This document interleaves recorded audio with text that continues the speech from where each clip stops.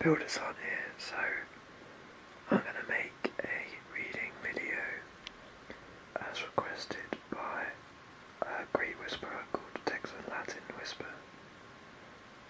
who's everyone should check out.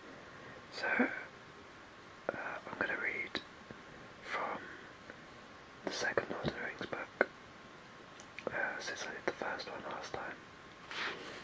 And this is completely by coincidence, because when I made my first Whisper reading, the book I was reading then was Lord of the Rings, and then I've read like 3 books since, and now I'm reading another Lord of the Rings one, and I've come back to doing another reading video, so completely by coincidence. I'm going to read the chapter Helm's Deep. The sun was already westering as they rode from Edoras, and the light of it was in their eyes, turning all the rolling fields of Rohan to a golden haze. There was a beaten way northwestward along the foothills of the White Mountains, and this they followed, up and down in a green country, crossing small swift streams by many fords. Far ahead and to their right, the misty mountains loomed. Ever darker and taller they grew as the miles went by. The sun went slowly down before them. Evening came behind. The host rode on. Need drove them. Fearing to come too late, they rode with all the speed they could, pausing seldom. Swift and enduring were the steeds of Rohan, but there were many leagues to go. 40 leagues and more it was, as a bird flies, from Edoras to the fords of Isen, where they hoped to find the King's Men that held back the hosts of Saruman. Night closed about them. At last they halted to make their camp. They had ridden for some 5 hours, and were far out upon the western plain, yet more than half their journey lay still before them. In a great circle under the starry sky and the waxing moon, they now made their bivouac. They lit no fires, for they were uncertain of events, but they set a ring of mounted guards around them, and the scouts rode out far ahead, passing like shadows in the folds of the land. The slow nights passed without tidings or alarm. At dawn the horn sounded, and within an hour they took the road again.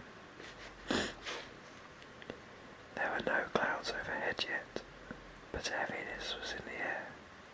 It was hot for the season of the year. The rising sun was hazy, and behind it, following it slowly up the sky, there was a growing darkness, as of a great storm moving out of the east.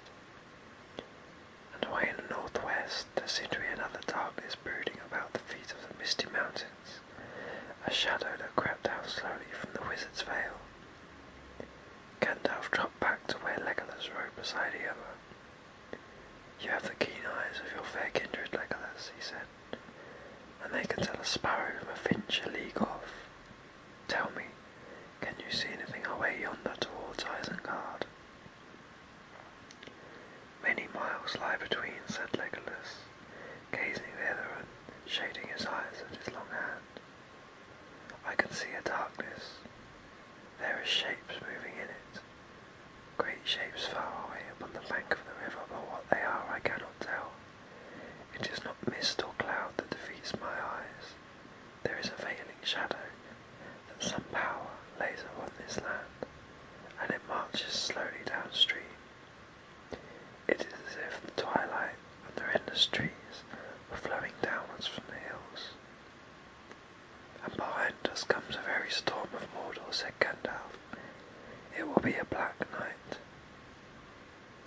As the second day of their riding drew on, the heaviness of the air increased. In the afternoon, the dark clouds began to overtake them. A sombre canopy, with great billowing edges, flicked with dazzling light. The sun went down blood red in a smoking haze.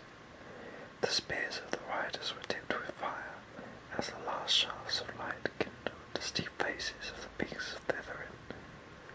Now very near, they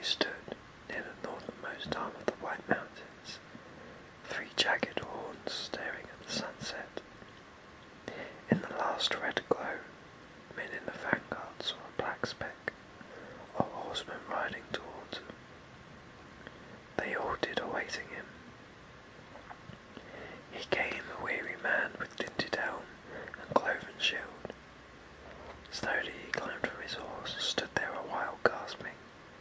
At length he spoke. "Is Eomer here?" he asked. "You come at last, but too late and with too little strength. Things have gone evilly since Theodred fell.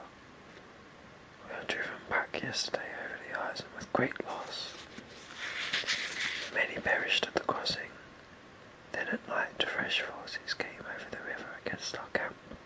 All Isengard must be emptied, and Saruman has armed the wild hillmen and herd folk of Dunland beyond the rivers. And there also he loosed upon us. We were overmastered. The shield wall was broken. Erkenbrand of Westfold has drawn off those many good gather towards the fastness and 12 steep. The rest are scattered. Where is Eomer? Tell him there is no hope ahead. He should return to Edoras before the wolves of Isengard come there." Theoden sat silent, hidden from the mad sight behind his guards, but now he urged his horse forward. "Come stand before me, Sir," he said. "I am here. The last host of the Eorlings has ridden forth. It will not return without battle." The man's face lightened with joy and wonder. He drew himself up. He knelt, offering his knotted sword to the king. "Command me, lord," he cried, "and pardon me, you thought I remained in Meduseld bent like an old tree under winter snow. So it was when you owned war, but a west wind has shaken the boughs," said Theoden. "Give this man a fresh horse. Let us ride to the help of Erkenbrand." While Theoden was speaking, Gandalf rode a short way ahead, and he sat there alone gazing north to Isengard and west to the setting sun. Now he came back. "Ride, Theoden," he said. "Ride to Helm's Deep. Go not to the ford of Isen, and do not tarry in the plain.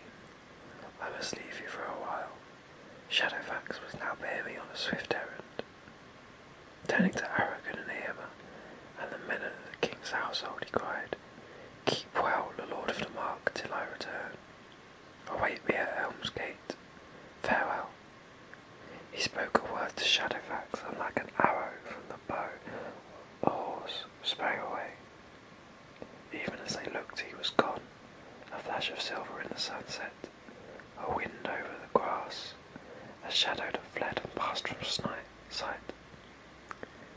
Snowmane snorted and reared, eager to follow, but only a swift bird on the wing could have overtaken him.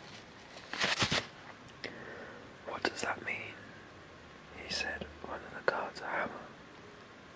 "That Gandalf Greyhaim has need of haste," answered Armor. "Ever he goes and comes unlooked for. Wormtongue, were he here, would not find it hard to explain," said the other. "True enough," said Armor, "but for myself, I will wait until I see Gandalf again." "Maybe you will wait long," said the other.